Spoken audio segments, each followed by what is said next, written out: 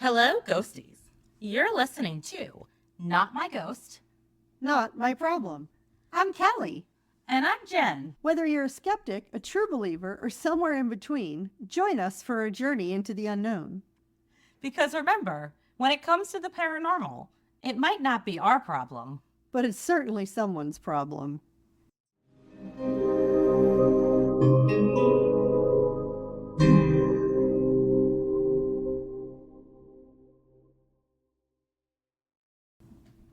That was hilarious, Kelly.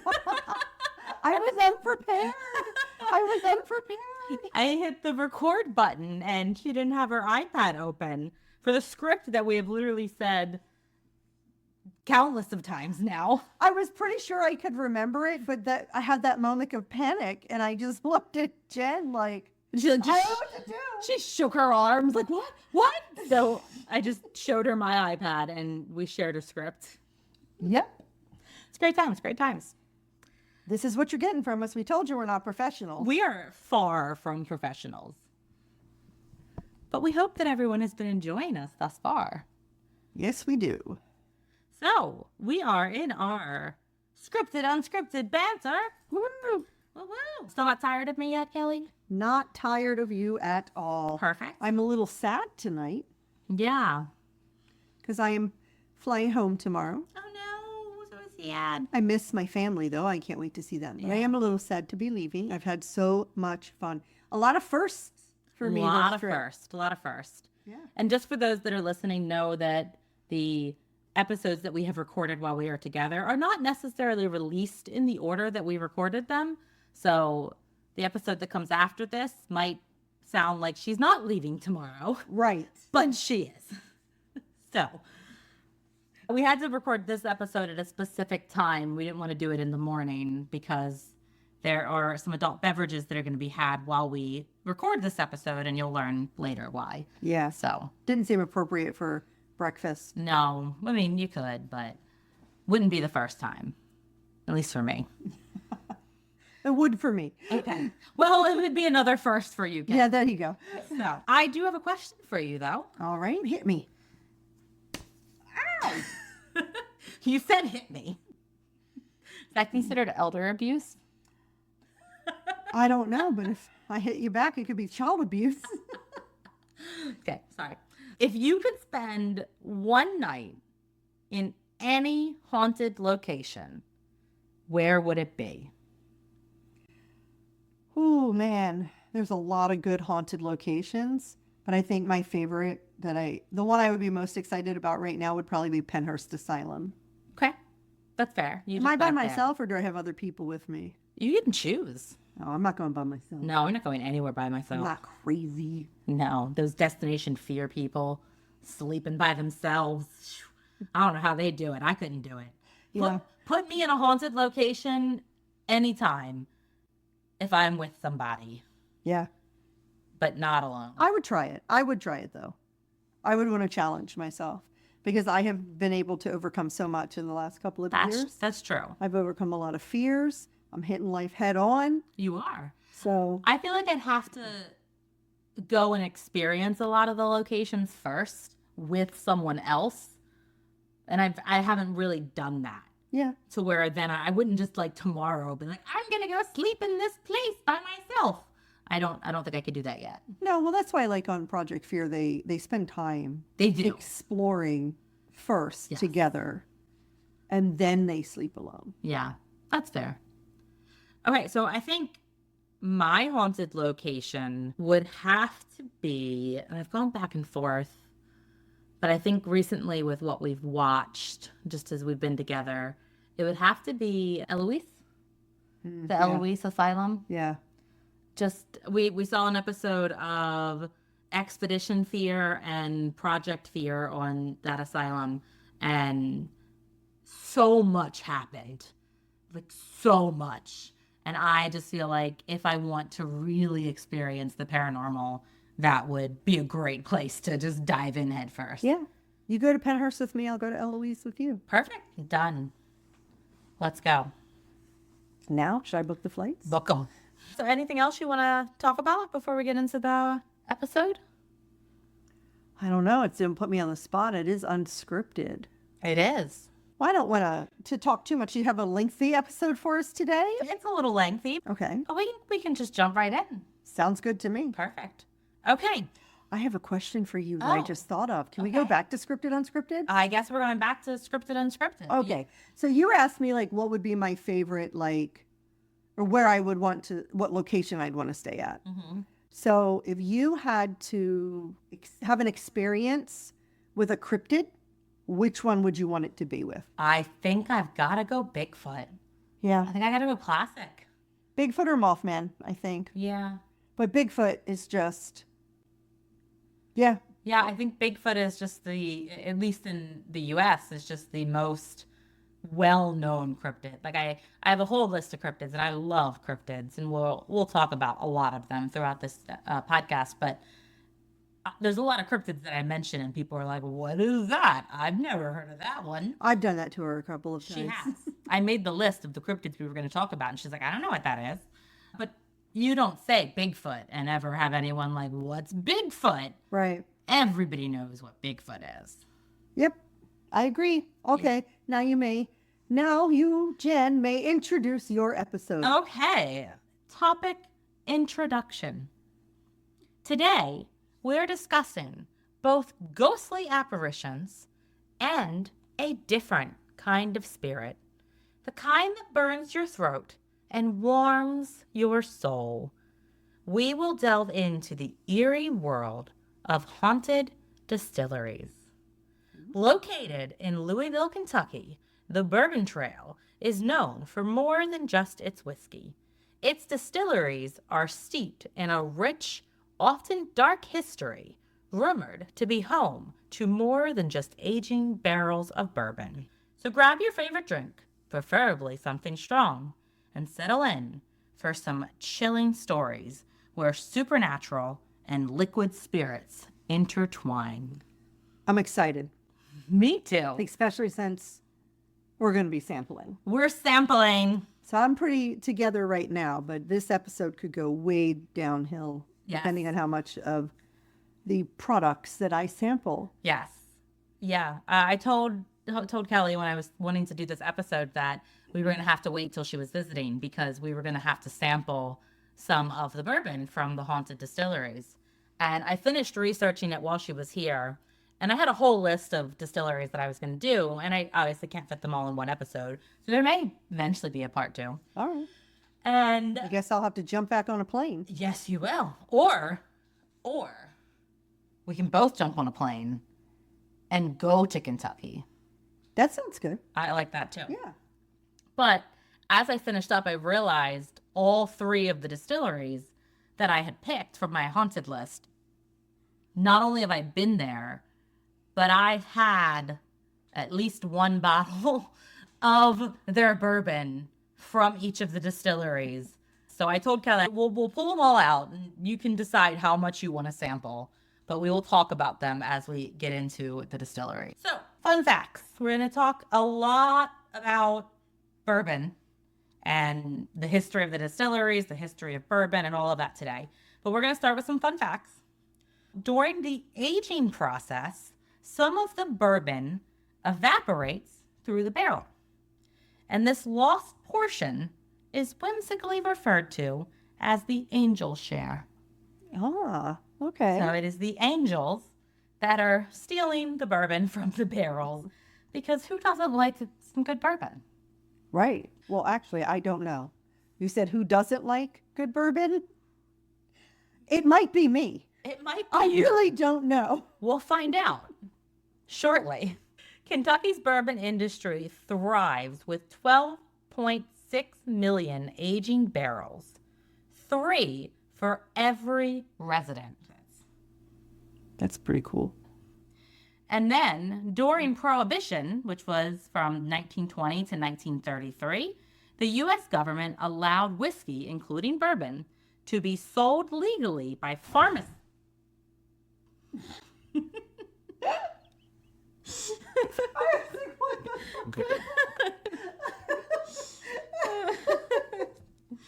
My dog just jumped up on the air mattress we have out in the living room for Kelly, and she jumped onto a bag and she got really scared. So that was that noise. But anyway, the U.S. government allowed whiskey, including bourbon, to be sold legally by pharmacists and doctors as a prescription for medicinal purposes. Doctors could prescribe up to 1 pint of whiskey every 10 days for their patients.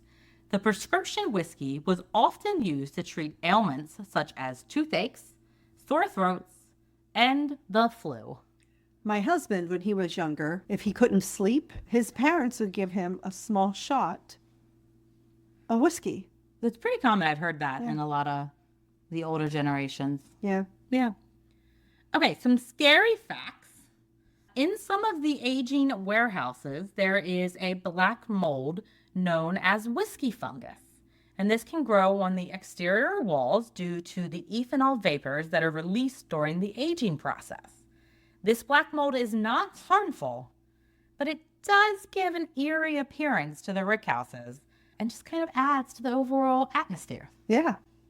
It's really pretty. You don't hear it's really pretty a lot about mold. No, you don't. But in this case, it is pretty, in my opinion. Then there's the famous Seelbach Hotel, which this historic hotel is in downtown Louisville and is known for its grand architecture. Nope. Nope. You haven't even started drinking it yet. For its grand architecture. I'm done. It's known for its grand architecture and its elegant style, as well as its haunted reputation. Guests and staff have reported encounters with apparitions and unexplained noises, particularly on the 4th floor. And the first time I went to Louisville, I tried to convince my ex, my boyfriend at the time, to stay at this hotel because it is a Hilton hotel.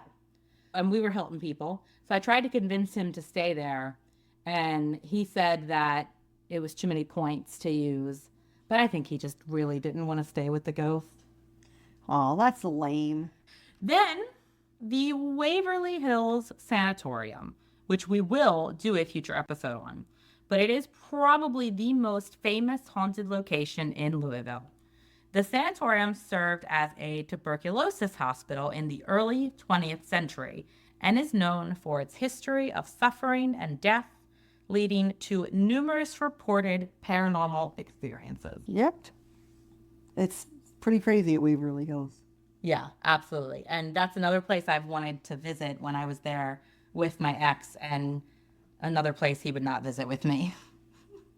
See, I'm lucky because my husband, he doesn't really care about the paranormal part of it, but he's happy to go along just for the experience. When we were at Pennhurst for Paracon, my daughter and I, it was the last day we were there, and we were going to run in just so we could get autographs from the crew from Project Fear, because we had done a lot the previous days. But once we got in there, that's when we realized we were allowed inside some of the buildings. So the ones you see on these investigations, the Mayflower building, it's like Tinicum or something, and the Devon building, we were allowed in there. So when I saw that, I texted my husband and said, "You need to come in." He was like, "This is cool," because he likes to look at the architecture. Yeah. So he likes to, and he's like, "Oh, well, this must have been a nice view when the sun came up over here." And yeah, so he likes all that kind of stuff. So. That sounds like Nick. Yeah. Yeah. Okay, so done with the facts. Now I am going to give you a little lesson into bourbon. Awesome. But before we do this, do we want to try our first sip? Do we, or do we want to wait until you talk about the distillery? I mean, I gotta go into a little bit of a lesson, so I want to sip it. Okay. Personally. All right. I don't really do bourbon. Okay. So the first distillery that we are going to talk about in a little bit is Buffalo Trace, probably the most famous distillery in Kentucky, and especially for being haunted. And I have several bourbons from Buffalo Trace, but the one that I poured first is just regular Buffalo Trace bourbon. So, Kelly, when you are drinking bourbon, because you've done your wine tasting, now we're doing a bourbon tasting. Okay. First things first, you have to smell. And when you smell bourbon, you're going to smell it with your mouth open because you'll get a little taste in the back of your throat. Okay. Do you smell anything? Yeah. I get the taste. Yeah. Do you get are you hitting up any notes? I don't know what that means. When we were at the wine tasting, they're like, this has a buttery taste to it. And I was like, it does? And everybody's like, you can't taste the buttery. I'm just not experienced enough in alcohol, I suppose. That's okay. I will say with bourbon, most people will smell and taste different things. For Buffalo Trace, I would say I get some butterscotch. I can see butterscotch. Honey? Yeah, honey. There you go. Look, you got it. It's very oaky, which is good. I love oaky.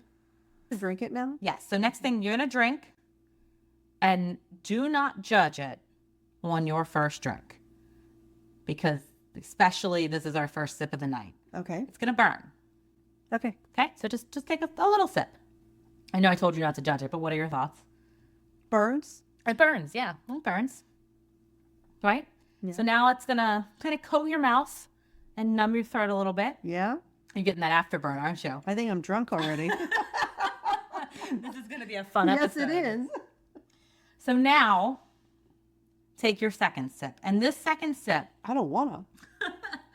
this second sip, you want to kind of let it coat your tongue, because you're going to get different taste on different parts of your tongue. Okay. Thoughts? She's thinking. I'm trying not to cough. That can happen. It's very burny. It does still burn.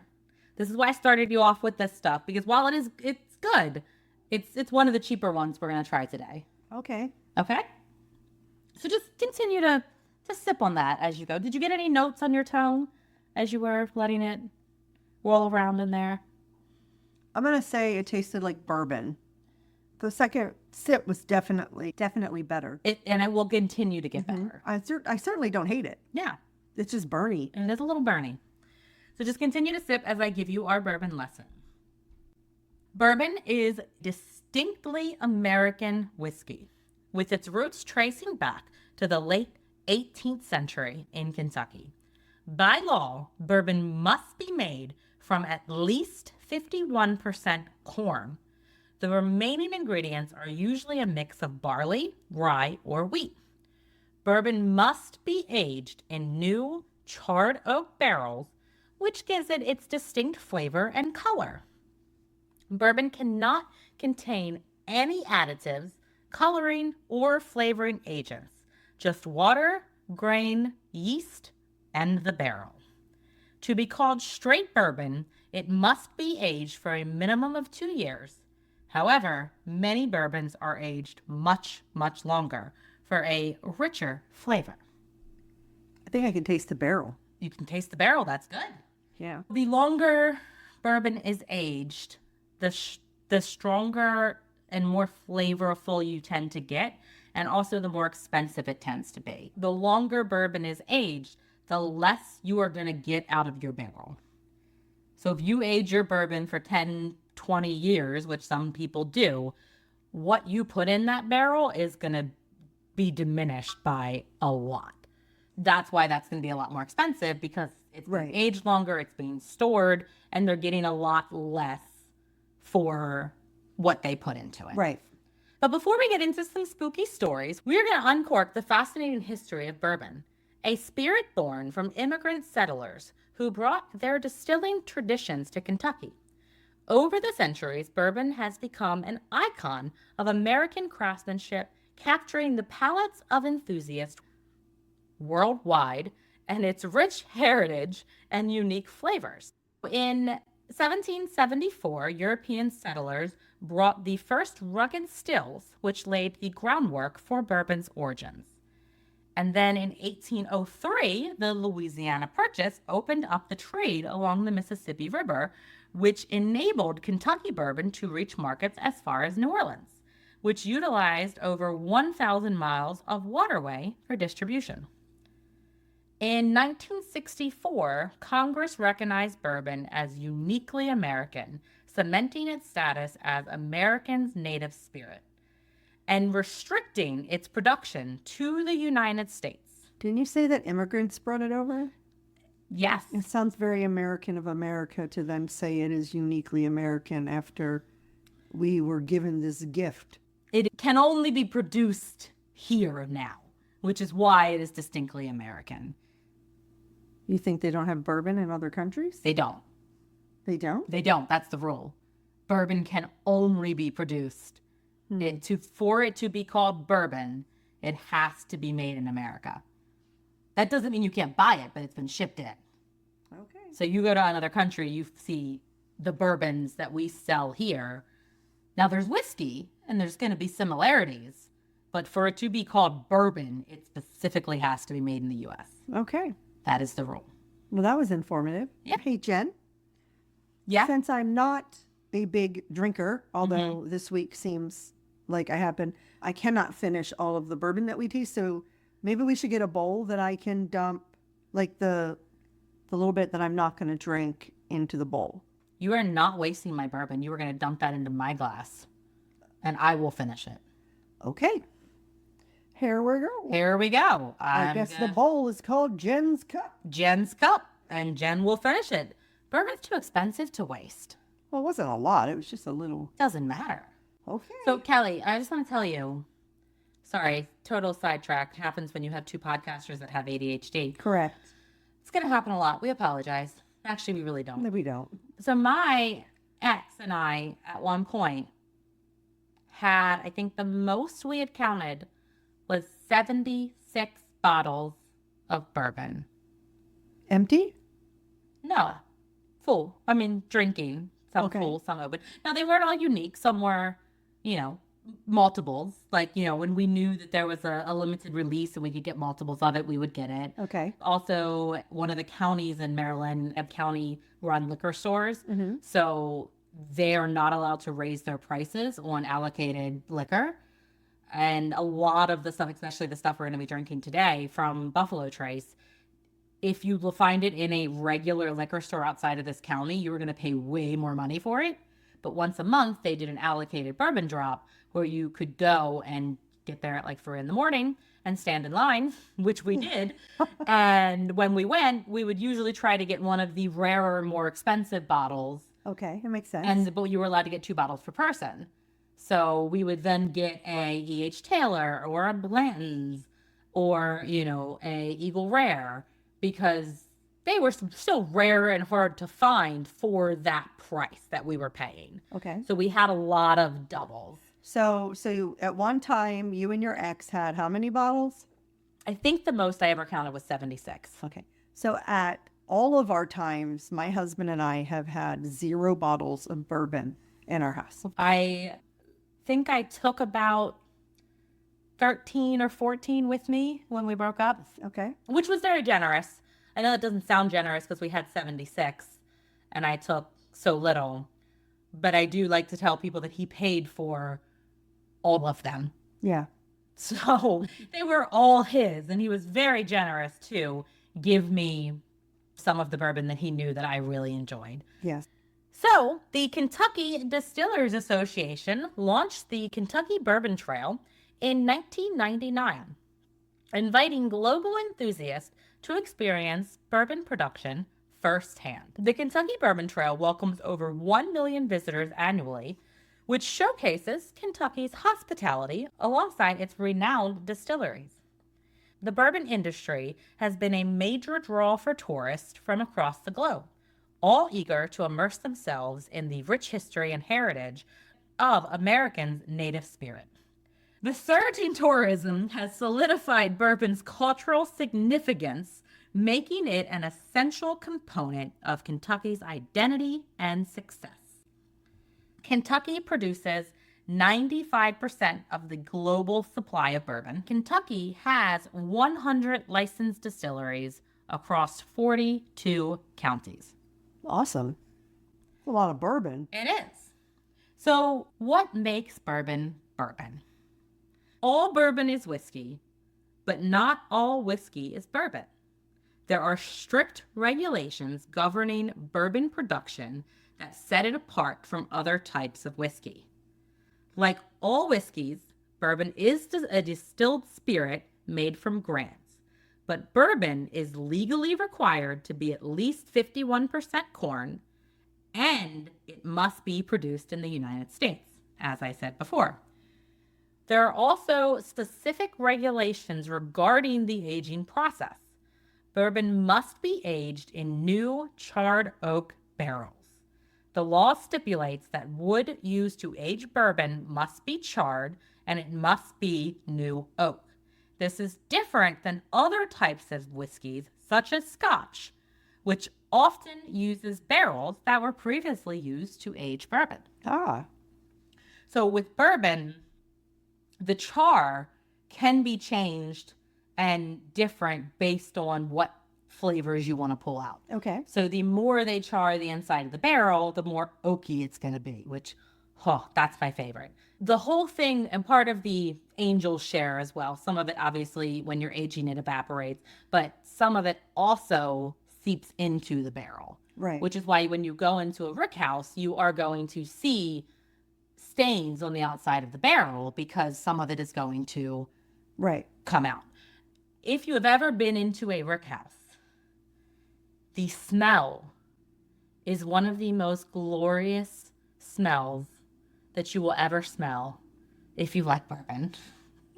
Jen, I have to say, I have not seen you speak this passionately about anything else ever in your life. I love bourbon. And I've been to Kentucky several times, and I have been on a lot of tours, and I've learned a lot about bourbon. Awesome. So a lot of, I don't even have some of that stuff written down because I just know it off the top of my head.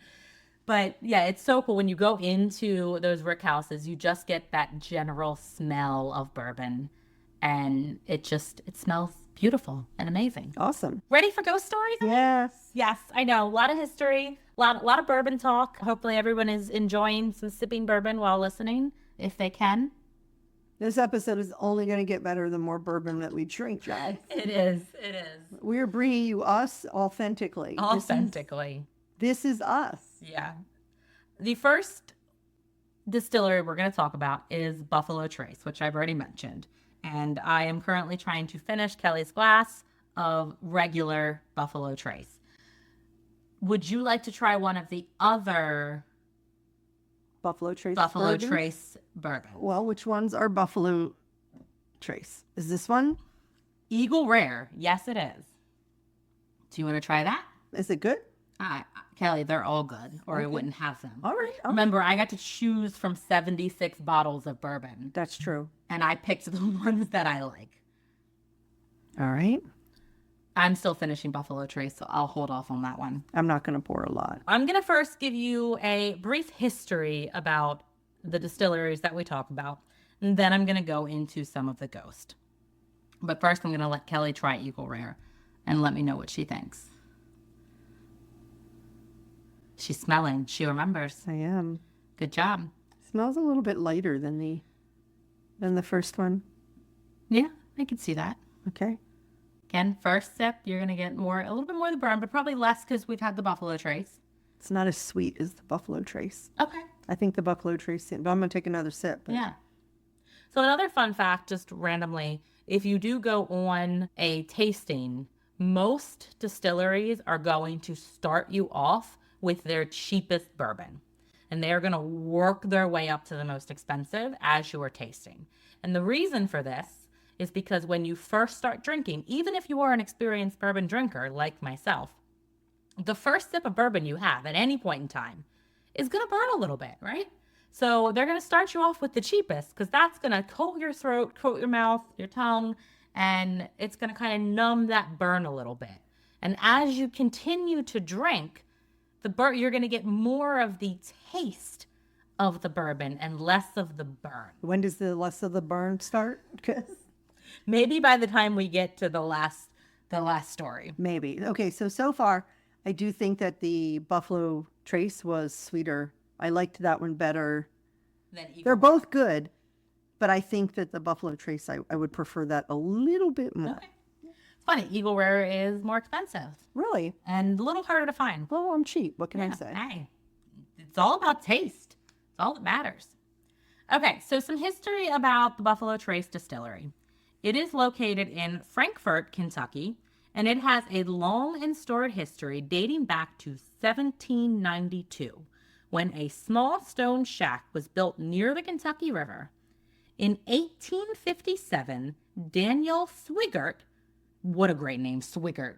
You're doing anything with bourbon and your name is Swigert. I love it. Yeah. Daniel Swigert purchased the land and transformed it into a distillery. The pivotal moment came in 1869 when Colonel Edmund Haynes Taylor Jr., E.H. Taylor, which is another bourbon we have named after him, acquired the distillery and named it Old Fashioned Copper, OFC.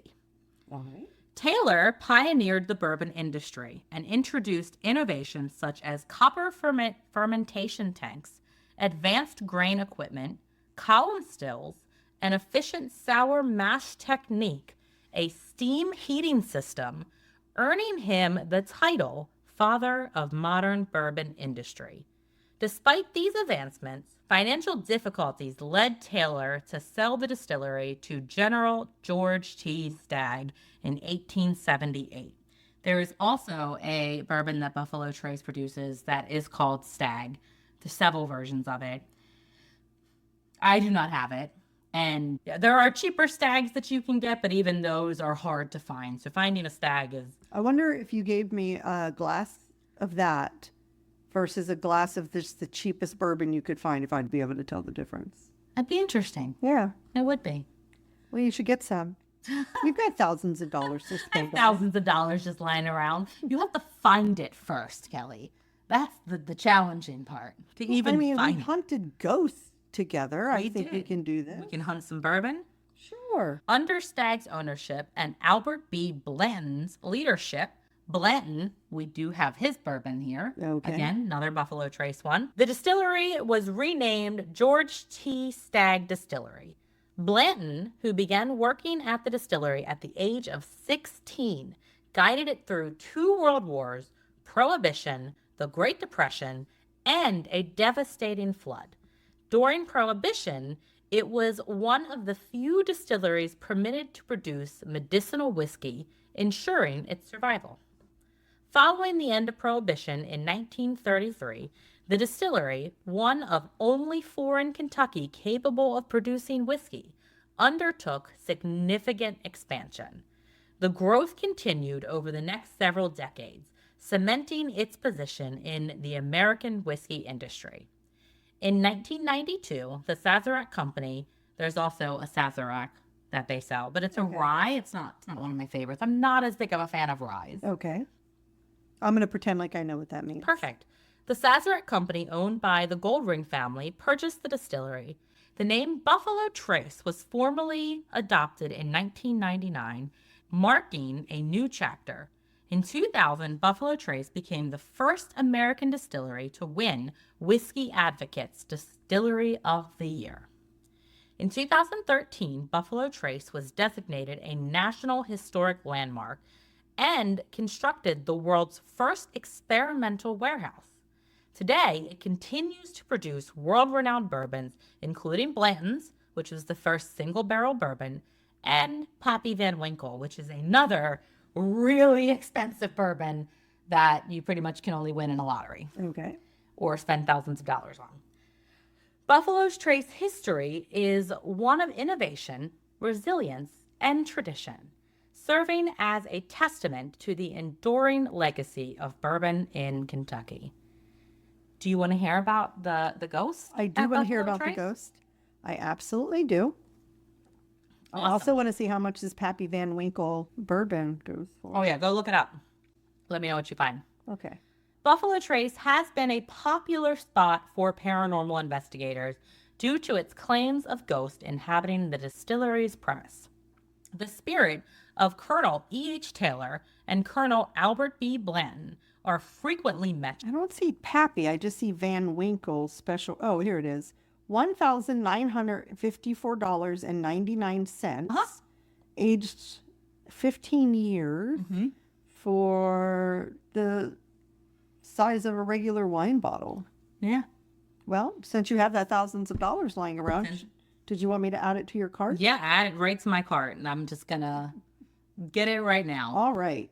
Taylor founded the distillery while Blanton managed it in the first half of the 20th century and passed away on site in 1959. When the sci-fi series Ghost Hunters, have you ever heard of them? I have. I've met them. Ah, lucky you. I'm jealous.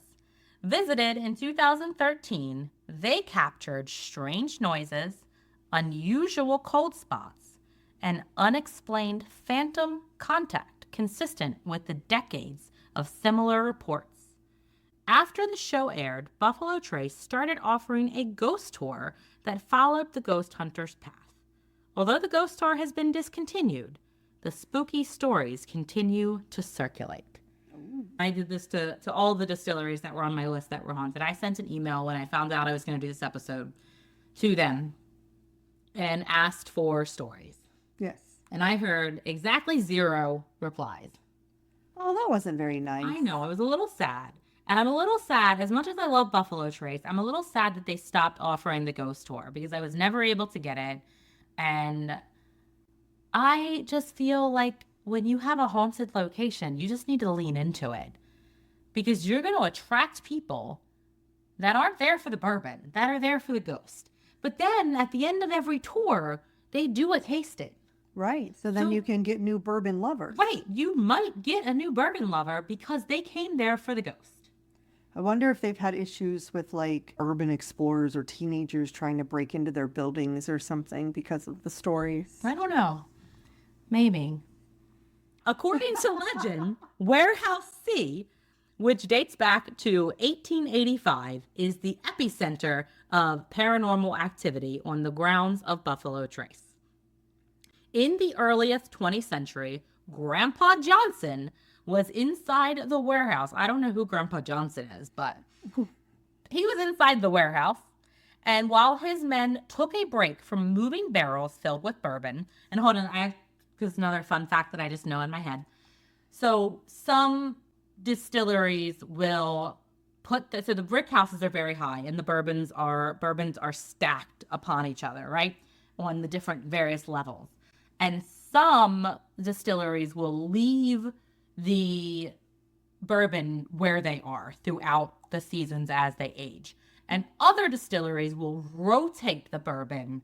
You want it exposed to the elements, right? Right. So you want it to go through the extreme hot, cold weather, all of it. But if you leave the ones that are on the bottom, they're going to get less extreme because obviously we know heat rises, science. From the ones that are on the top are going to get much more extreme weather. So some distilleries will rotate it so that way that same mash bill that they have put in there will end up getting that same type of level. Okay. Whereas some will just leave them as it is. I'm going to try this Blanton's Yes. bourbon. So did you look at the bottle? I see there's a horsey. There's a horsey. Do you know what happens in Kentucky? The Kentucky Derby. The Kentucky Derby. So Blanton's has horses, and each of the tops of your Blanton bottles will have a horse on it, and they will all have a letter. Oh. And our goal with my ex when we were collecting it was to eventually get enough of the Blanton's bottles that we had one of each, and it spelled out Blanton's, and then we could set up a display. I think we were like 2 away, but obviously... What letter did you take? I don't know. We get to look at the bottle. A. No, okay. I have A. And that's all I have. All right, I'm going to taste it. Okay.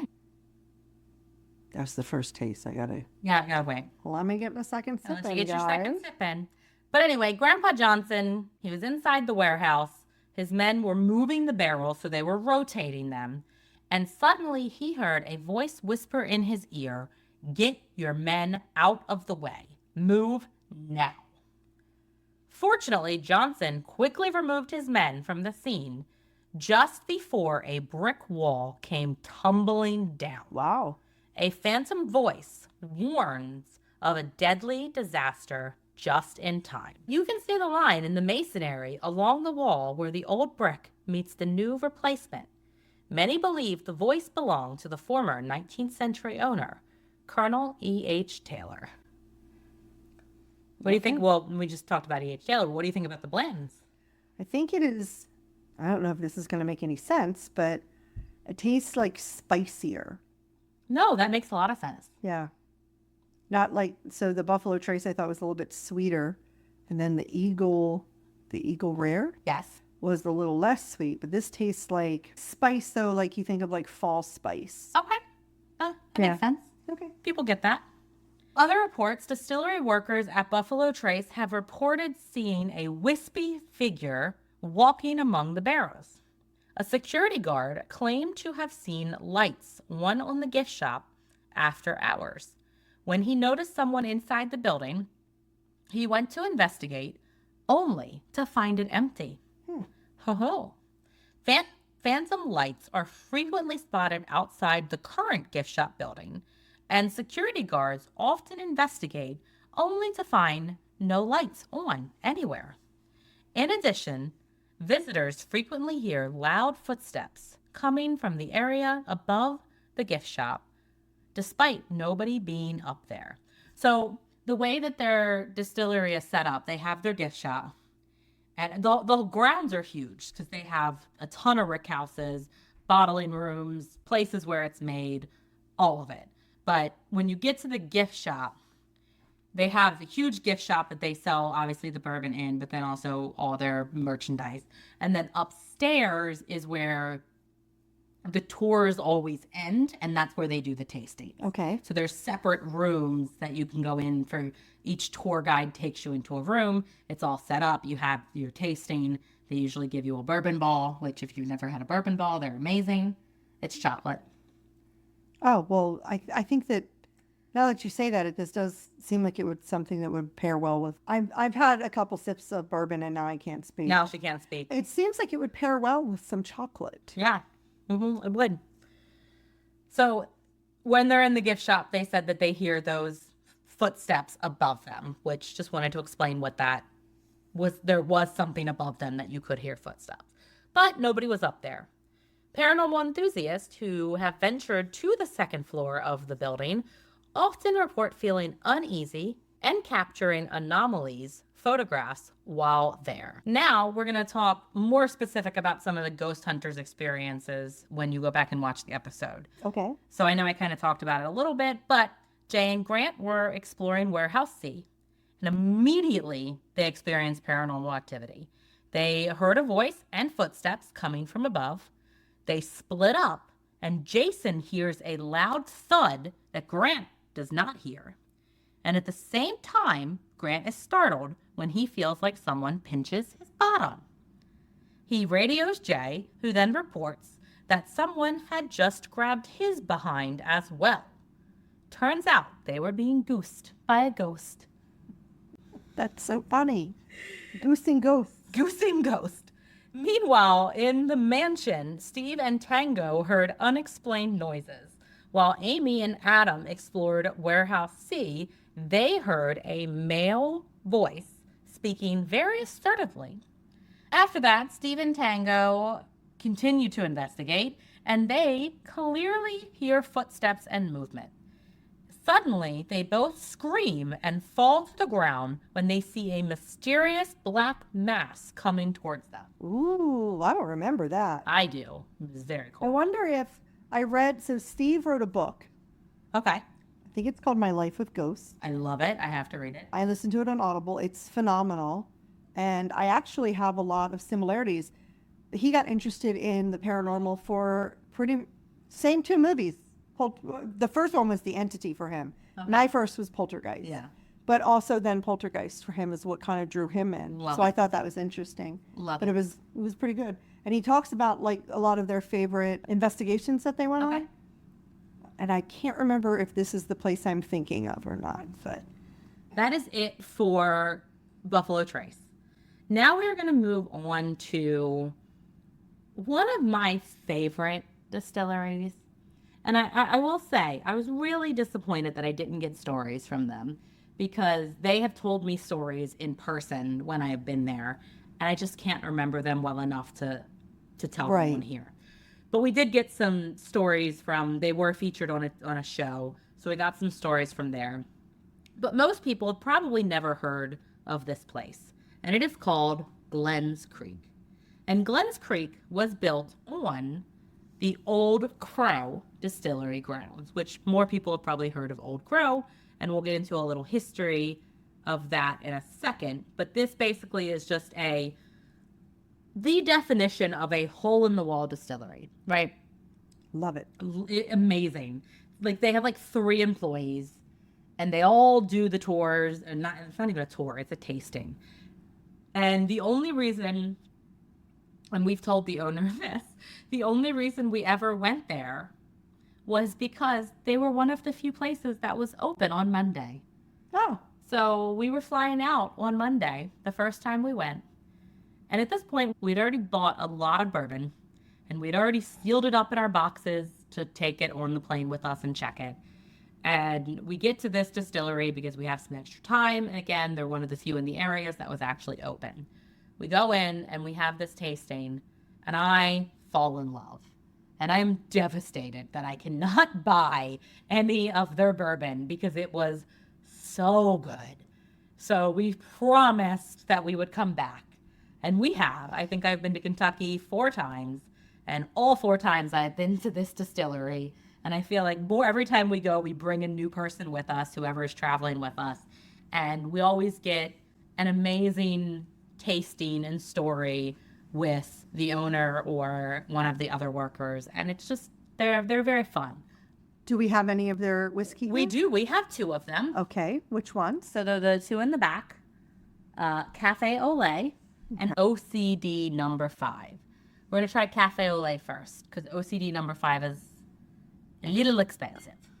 Not saying you can't try it. I'm just going to, we'll always start with the cheaper whiskey Well, first. don't worry. I'm not going to drink a lot of it. So Cafe au lait was probably my favorite to this day. Still probably just my favorite. OCD number 5 is delicious. Would you like some? Yes, I would. My glass is empty. I made sure it was empty for my Cafe au lait. That's good. And all of their bourbon has just a really distinct taste. And it's very oaky, very smoky.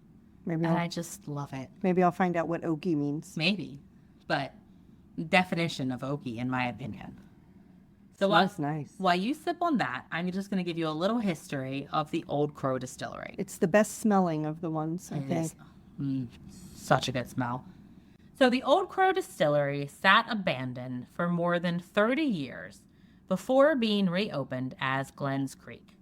The bourbon landmark originally produced whiskeys made by Dr. James Crow, who is known for perfecting the sour mash technique. Did you try it? I did. What'd you think? Was the first sip. Just going to let it sit for a second. Oh, so good. By the way, if you hear any heavy breathing, I'm just trying to smell the bourbon with my mouth open. And sometimes I get my nose and my mouth confused. And instead of sniffing in through my nostrils, I'm going, and I'm like, that's not how this works not right. at all. Love it. Crow's style is the foundation of whiskeys made today at the repurposed and salvaged facility. This even includes wild yeast collected from one of the old fermentation tanks. Second thoughts? That's really good. Oh, I got her. I found her one. James Crow was born in Scotland in 1779. He studied medicine and chemistry at Edinburgh University and graduated in 1822. In 1823, he moved to Philadelphia and then later to Kentucky in 1835. Crow started working at Grier's Creek Distillery for Colonel Willis Field. Here, he applied scientific methods to the bourbon production, standardizing the sour mash process using thermometers, hydrometers, and pH balance checks, which greatly improved the quality of the bourbon. Crow later worked at the Old Oscar Pepper Distillery, now known as Woodford Reserve Distillery, which is a very popular distillery. Okay. Never heard of it. Never heard, I'm sure you haven't. I've been there. It's great. Love it. Where he created his famous Old Crow bourbon. He continued to work at the Johnson Distillery, later known as the Old Taylor Distillery, until his death in 1856. William F. Mitchell, who studied Crow's meticulous notes and replicated his process, and took them to W.A. Gaines at Gaines and Berry Company in 1872. In 1882, Gaines built a new distillery next to the Johnson Distillery and produced bourbon using Crow's recipe, calling it Old Crow. In 1934, National Distillers purchased Gaines and Old Crow and became one of the first national whiskey brands. After World War II, National Distillers modernized Old Crow's production, including new equipment and modifying the sour mash process. However, these changes led to a decline in quality and sales. In 1987, National Distillers sold Old Crow to Jim Beam. I'm sure you've heard of Jim Beam. I've heard of Jim Beam. Okay. Who closed the distillery and repurposed some of its barrel houses. In the 2000s, scrappers dismantled much of the distillery's equipment, and then in December 2013, Neil Craig and David Meyer purchased the abandoned distillery with plans to produce bourbon, rye, moonshine, and spiced rum.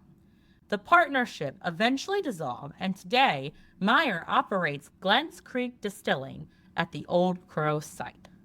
So this is directly from Glens Creek website. Okay. Thanks, I'm quoting it. David Meyer, the owner of Glens Creek Distilling, has always had a love for where things are made, how they are made, and the level of craftsmanship that went into their making. This love of creation was one of the driving forces behind his career in manufacturing and his yearning to create something of his own. He happened upon the Old Crow Distillery. Seeing the exorbitant level of craftsmanship that went into the old buildings and seeing the state that they were in after being abandoned for 30 years brought up a mix of sadness for the current state and intrigue for what it must be like in its prime. David started to research the history of the Old Crow Distillery to get a better feel of what the role of the old distillery played in the bourbon and Kentucky. He recreated a new bourbon produced in the style of Dr. Crow, something that Dr. Crow would drink and approve of. The road ahead to restore and preserve these great buildings is a long one, but one that everyone at the distillery is willing to undertake. Okay. So I, again, been to this distillery many times. I have met everybody that works there, including David himself, who is just an amazing person. They're all great. They're just older gentlemen who are very trollish and snarky, and I love everything about them. So David Meyer has had his own encounters, right? And I got this from one of the sources that we have cited in the show notes. But David Meyer, the owner, says that he has often heard distinct footsteps coming up the metal stairs outside the main building. They make a pretty distinct sound. Yes, they do. It is an old metal stairs and very loud when you were walking up them. So it wasn't like I was hearing something else. He said he also hearing plastic sample glasses across the floor, only to find nothing there when he went out to investigate. Interesting. Yes. So unfortunately, I couldn't find a lot else on this distillery's haunted past. So we watched an episode of Ghost Asylum because they are the ones who visited Old Crow and interviewed David and all of that. So I'm gonna read some of the stuff from that episode. They were the broiest bros of investigators. They were very broy. Very broy. It was very entertaining. I was entertained. We do want to preface it with the fact that one of their things that they do in the episode is, and I guess all their episodes, but we didn't watch anymore, is try to capture a spirit. And we do not think that is possible. That doesn't mean it isn't. Yeah, it very well could be. But I will say, I admired their way of thinking on how they might go about doing that. I agree. They were doing different scientific experiments to try to capture a spirit. And I will give them that credit. Yeah. So that's what we're going to say on that. So can I try the other one now? Oh, yeah, absolutely. Which one? OCD number 5. So OCD number 5 is $100+ bottle. Ooh. Yes, so it is expensive, so please enjoy it. And try. it is delicious. So please enjoy that while I tell you a little bit about Ghost Asylums episodes. Sounds good.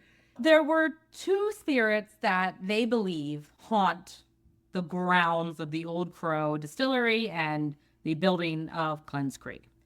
Andrew Trumbo, who was crushed by a freight elevator in 1905, and locals believe that his spirits still haunt the distillery grounds. And then Dr. James Crow himself, who died in 1856. A rival label took over and changed his recipe 100 years later, which reports say sparked paranormal activity. So many believe that his spirit haunts the distillery due to the changes they made in his recipe. And Dr. Crow's cabin was on the grounds of Old Crow Distillery, and that is where he passed away. Thoughts on OCD number 5? It's distinctly different from everything else that we've tried.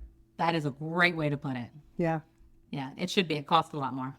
Some paranormal activity highlights from the episode said when they were interviewing people around the grounds that paranormal activity intensified during the renovations by the new owners. So when Glens Creek started kind of doing some renovations, that's when some of the paranormal activity really increased, which is known to happen.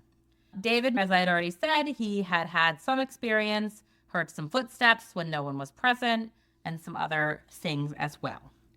During the Ghost Asylums team investigation, they had a phonetic generator, and it picked up words like Satan, restore, fear, preacher, and heavy. Okay. Okay. One of their team members felt that something touched their wrist, and they had a shadow figure that was seen in one of the warehouses, but they were not able to capture it on camera. So that was what they had during their investigation. There was a couple more things, but those were the biggest ones. Yeah. That is all I have about Glens Creek. The final distillery we're going to talk about today is Old Forester.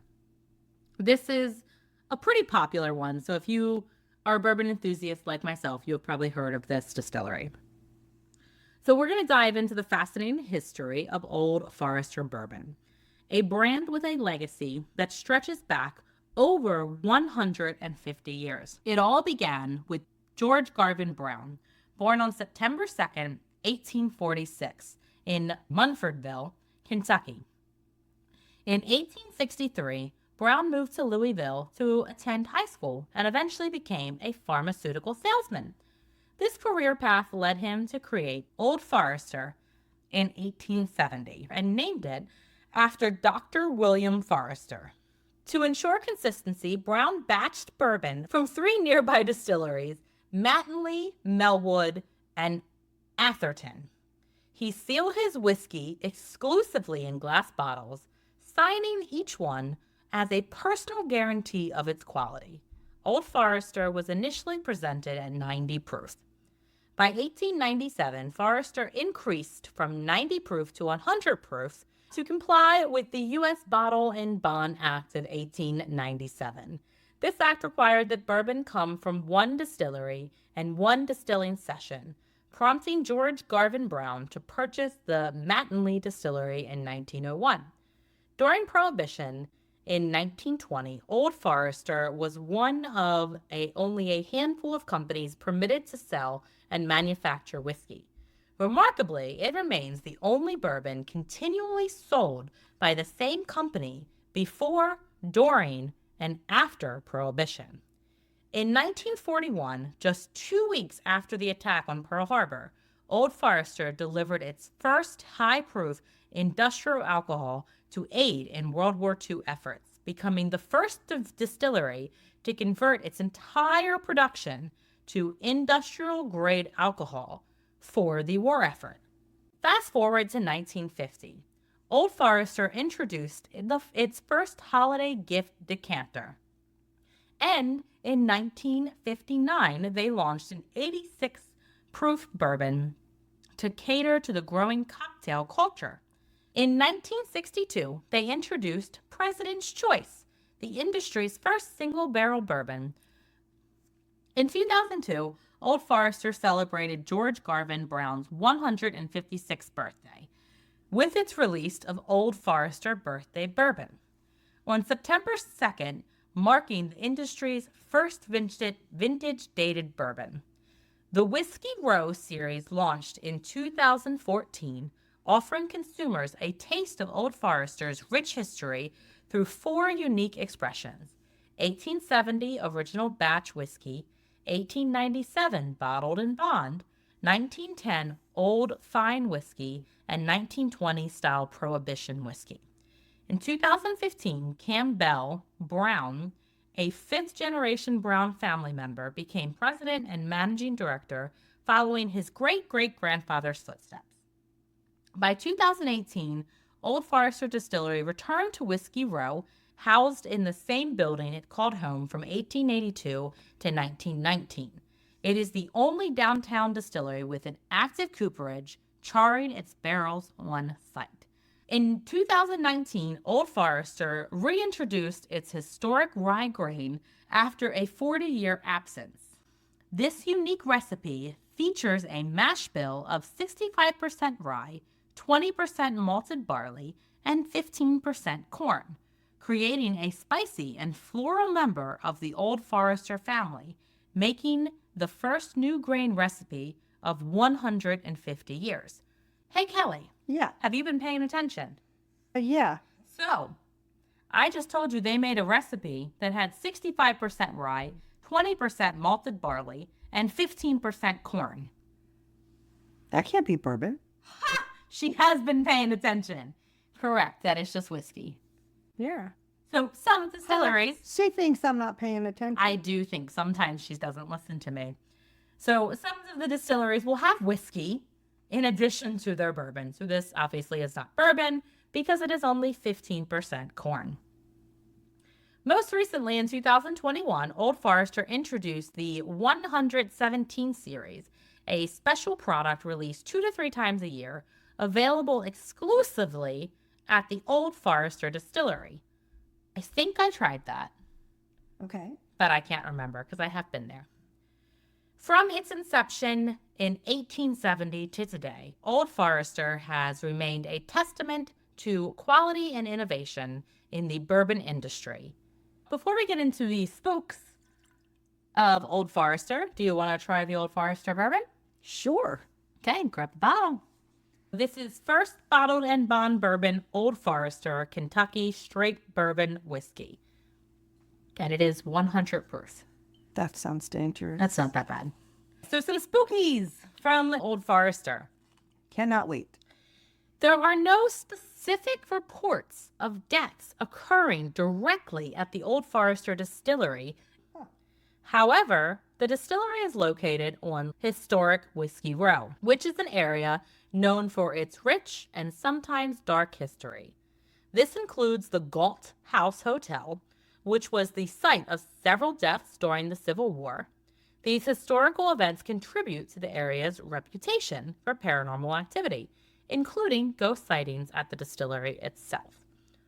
Over the years, ghosts have been accused of causing fires and injuring people with runaway whiskey barrels. Oh, okay. Runaway whiskey barrel.